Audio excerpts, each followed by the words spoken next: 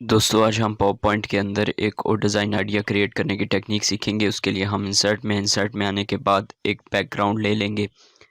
एक बैकग्राउंड लेने के बाद इसमें डिफरेंट कलर्स आप फिल कर सकते हैं। यहाँ पर हम ग्रेडियंट यूज़ करने वाले हैं और ग्रेडियंट फ़िल्टर में से जाके हमने ब्लू कलर का ग्रेडियंट जो है वो हमने ऐड कर लिया।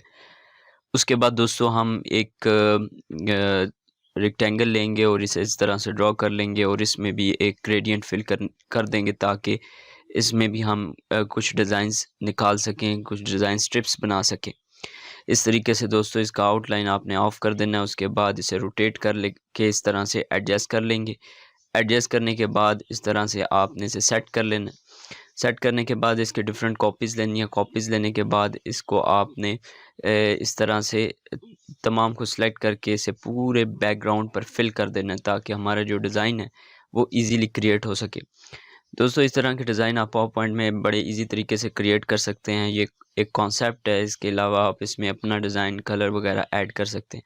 तमाम को सिलेक्ट करेंगे और फॉर्मेट में आके इसे ट्रिम कर देंगे ताकि इसका जो साइड एरिया है वो हम डिलीट कर पाएँ। इस तरह से दोस्तों इसे आपने डिलीट कर देना है। इस तरीके से आपने तमाम साइड्स को सिलेक्ट करना है। सिलेक्ट करने के बाद इन सब को डिलीट कर देना है इस तरह से आपने डिलीट कर दें। डिलीट करने के बाद आप इसमें कोई भी मॉडिफ़िकेशन करना चाहें तो कर सकते हैं। इसमें अब हम अपना नेक्स्ट स्टेप करेंगे और नेक्स्ट स्टेप के लिए हम अपने जो शेप है उसे 3D करने की कोशिश करेंगे। इस तरीके से दोस्तों आपने शेप को ड्रा करना है। शेप को ड्रा करने के बाद इसमें कोई भी कलर फिल करना चाहें तो कर सकते हैं। इसे हम रोटेट करेंगे। रोटेशन में जाके 3D रोटेशन देनी है। 3D रोटेशन के बाद आप यहाँ से आकर सबसे पहले इसकी डेप्थ जो है वो इंक्रीज़ करेंगे।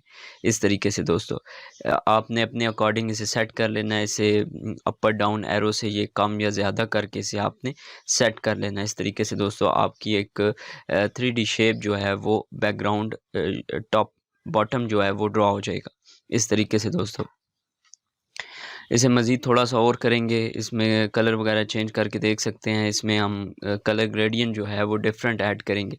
इस तरीके से सबसे पहले आपने इसके जो कंट्रोल्स हैं इसे कंट्रोल करके आप अपना कलर चेंज कर सकते हैं। इसके अलावा यहाँ से कलर चेंज करके भी आप इसमें ब्यूटी ऐड कर सकते हैं। इस तरह से दोस्तों उम्मीद है दोस्तों ये चीज़ें आपको समझ आ रही होंगी। अगर समझ ना आएँ तो आप कमेंट बॉक्स में भी लिख कर पूछ सकते हैं।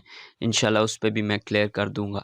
तो इस तरीके से आपने इसे स्टेप बाय स्टेप फ़ॉलो करना है तो आपका एक अच्छा प्रोफ़ेशनल डिज़ाइन जो है वो क्रिएट होके आ जाता है और इसे आप बड़े ईज़ी तरीके से बना सकते हैं।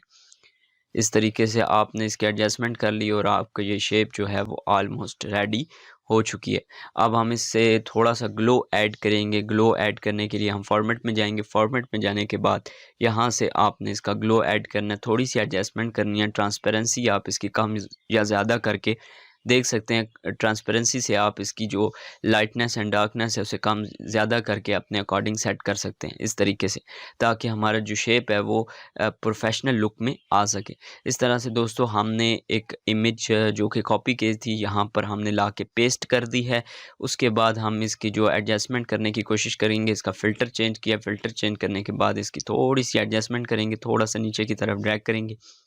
उसके बाद फॉर्मेट में आएँगे। फॉर्मेट में आने के बाद यहाँ से हम इसमें भी ग्लोइंग इफ़ेक्ट ऐड कर देंगे ताकि ये बॉटम शेप से मैच हो सके। इस तरह से हम ग्लोइंग इफ़ेक्ट इसमें ऐड करेंगे। आपने भी इसमें ग्लोइंग इफ़ेक्ट ऐड करके देख लेना है। इस तरीके से आप ऐड करते जाएँगे तो आपकी शेप जो है वो ऐड हो जाएगी। इसके अलावा यहाँ पर थोड़ा-सा और डिज़ाइन एलिमेंट ऐड करेंगे। उसके लिए हमने एक और रेक्टेंगल लिया और इसे इस तरह से कर्व कर लिया। इसके बॉटम में भी हम एक डिज़ाइन ऐड कर लेते हैं ताकि इसकी जो ब्रांडिंग है वो अच्छे तरीके से बन सके। इस तरीके से दोस्तों आप इसके अलावा कोई भी डिज़ाइन एलिमेंट इसमें ऐड करके अपने डिज़ाइन को मज़ीद मॉडिफ़ाई कर सकते हैं स्टेप बाय स्टेप। इस तरह से दोस्तों हम टेक्स्ट हमने कॉपी किया और यहाँ पर लाके पेस्ट कर दिया ताकि हमारा जो टाइम है वो सेव हो सके। इस तरीके से आपने इसकी एडजस्टमेंट कर लेनी है। तो दोस्तों ये एडवर्टाइजिंग पोस्टर जो है हम बना रहे हैं पावर पॉइंट के अंदर।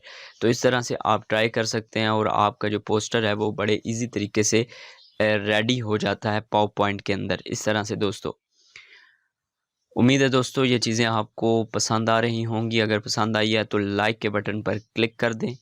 इस तरीके से आपने बनाना है।